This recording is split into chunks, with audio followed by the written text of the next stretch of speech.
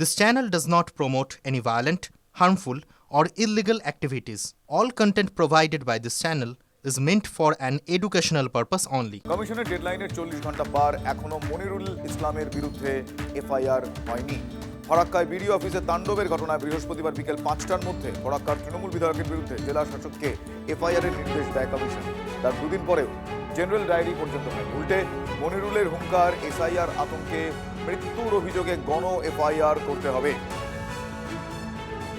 আমার সহকর্মী কৌশিক ঘোষ এই মুহূর্তে আমার সঙ্গে টেলিফোন লাইনে রয়েছেন। কৌশিক, এই যে একটা অনীহা, এই অনীহা কি ইচ্ছাকৃত বলে মনে হচ্ছে? এটা কি তাহলে এই মনিরুল শাসক দলের মনি হওয়ার কারণে কি তার এক্ষেত্রে এতটা দেরি হচ্ছে, নির্দেশ অমান্য করা যাচ্ছে? দেখো, একদমই শাসক দলের বিধায়ক বলেই তিনি রেহাই পেয়ে যাচ্ছেন। তার বিরুদ্ধে যে কমিশন অভিযোগ করার কথা বলেছিলেন, এফআইআর করার কথা বলেছিলেন, সেক্ষেত্রে এফআইআর হয়নি। পরবর্তীতে মনিরুল একটি মহকুমা শাসককে চিঠি দিয়েছিলেন এবং সেখানে তিনি জানিয়েছিলেন যে সংবাদ মাধ্যমের মাধ্যমে জানতে পেরেছি যে নির্বাচন কমিশন তার কোনো বক্তব্যকে নিয়ে একটি অভিযোগ করতে, এফআইআর করতে বলেছে। সেক্ষেত্রে তিনি বলেন যে সংবিধান মেনে আমি চলি এবং আইনকেই মেনে চলি। সেক্ষেত্রে যে বক্তব্য দিয়েছেন সেগুলি হচ্ছে সাধারণ মানুষের বক্তব্য তুলে ধরেছিলেন। কিন্তু পরবর্তীতে তিনি আবার সেই একই বক্তব্য রাখেন এবং সেই নির্বাচন কমিশনের বিরুদ্ধে এফআইআর করার কথা বলেন। কিন্তু যে এই মনিরুল ইসলাম, যার বিরুদ্ধে অভিযোগ করার কথা প্রথমে নির্বাচন কমিশন বললেও সে কথা কিন্তু এড়িয়ে গেছেন। কারণ যদি করার হতো তাহলে 14 তারিখ যেই দিন ঘটনা ঘটেছিল, বিডিও অভিযোগ করেছিলেন, সেখানে মনিরুলের নাম রাখতে পারতেন, কিন্তু সেখানে তিনি আননোন রেখে দিয়েছিলেন। অর্থাৎ কোথাও না কোথাও শাসক বিধায়ক বলে কোথাও না কোথাও একটা এড়িয়ে যাওয়ার চেষ্টা। বা এর আগে যেমন দেখা গেছে নির্বাচন কমিশনের নির্দেশে 2 আধিকারিকের বিরুদ্ধে অভিযোগ করার কথা বলেছিলেন, সেক্ষেত্রে যেমন অভিযোগ হয়নি, এক্ষেত্রেও শাসক দলের বিধায়ক অর্থাৎ শাসকের কোথাও না কোথাও হাত রয়েছে রাজ্যের শাসক দলের। সেই কারণেই কিন্তু এই অভিযোগ হয়নি বলে এখনো জানা যাচ্ছে। 40 ঘন্টারও বেশি সময় অতিক্রান্ত, এখনো পর্যন্ত থানা। কৌশিক ধন্যবাদ জানাই। আমরা এই মুহূর্তে বহরমপুরের বিজেপি বিধায়ক সুব্রত মিত্র, তিনি কি বলেছেন আমি পিসিআরকে বলবো একবার শোনাতে। এমএলএ বা বিভিন্ন তৃণমূলের উন্না মাফিয়ার নেতারা নির্বাচন কমিশনকে ধুমকি দিচ্ছে, বিডিওর উপরে মানে আক্রমণ করছে, বিভিন্ন এসডিও অফিসে ভাঙচুর করছে। সেই জায়গায় নির্বাচন কমিশন সিদ্ধান্ত দিল মুর্শিদাবাদ জেলার ডিএমকে যে আপনি এফআইআর করে বৈকাল 5টার মধ্যে আমাকে এফআইআরের কপি পাঠান। পাত্তাই দিল না এখানকার ডিএম। নির্বাচন কমিশন স্তব্ধ, নির্বাচন কমিশনের কোনো অ্যাকশন নেই। কেন নেই জানি না। সাধারণ মানুষের মধ্যে প্রশ্ন, এখানে কি নির্বাচন কমিশন তাহলে কি শুধু যা বলেছিল তা কি শুধু কথার কথাই বলেছিল, কাজে কই? ইলেকশন কমিশন মানুষের ভোটের অধিকার কেড়ে নেবে, আর আমাদের জনপ্রতিনিধিরা তারা দাঁড়িয়ে দাঁড়িয়ে সেটা দেখবে? জনতার হয়ে কে দাঁড়াবে? এই অসহায় মুহূর্তে আপনি কি ভাববেন যদি আমার পাশে কেউ থাকতো? সেই তৃণমূল কংগ্রেস হচ্ছে সেই পার্টি যে মানুষের অসহায় মুহূর্তে তার পাশে দাঁড়ায়। গণতান্ত্রিক অধিকার কেড়ে নিতে দিচ্ছি না আমরা। আর এই বদমাইশি করছে ইলেকশন কমিশন এবং বিজেপি মিলে, বাংলা একটা ষড়যন্ত্র করছে।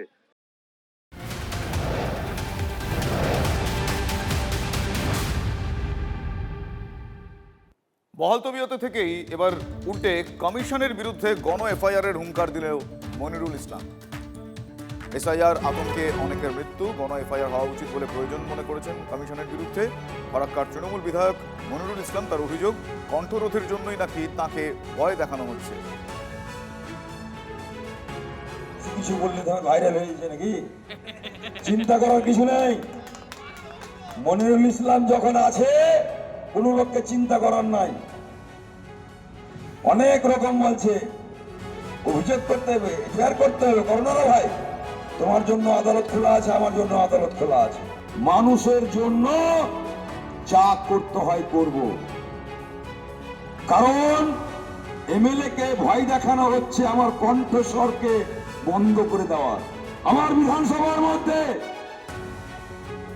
আমার সংবিধান অধিকার দিয়েছে, আমি প্রধানমন্ত্রীর সমালোচনা করতে পারবো, যে কোনো মানুষের সমালোচনা করার অধিকার এই সংবিধান দিয়েছে। এই সংবিধান দিয়েছে। কণ্ঠরোধ করবো আমাকে, আমার কণ্ঠরোধ করার চেষ্টা হচ্ছে। আরে আপনার জন্য যদি আইন খোলা আছে, তা আমার জন্য আইন খোলা আছে। যতগুলো লোক এসআইআর কে কেন্দ্র করে আত্মহত্যা করেছে, হার্ট অ্যাটাক করেছে, আমি মনে করি গণহারে এফআইআর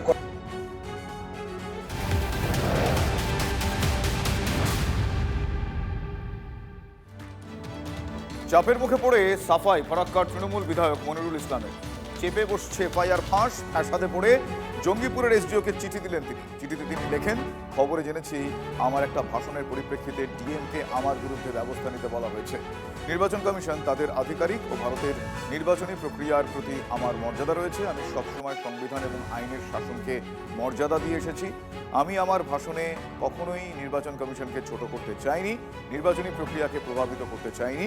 এসআইআর নিয়ে সাধারণ মানুষের মতামত তুলে ধরতে গিয়ে যা বলার তা বলেছি। চিঠিতে এভাবেই উল্লেখ করেছেন মনিরুল ইসলাম।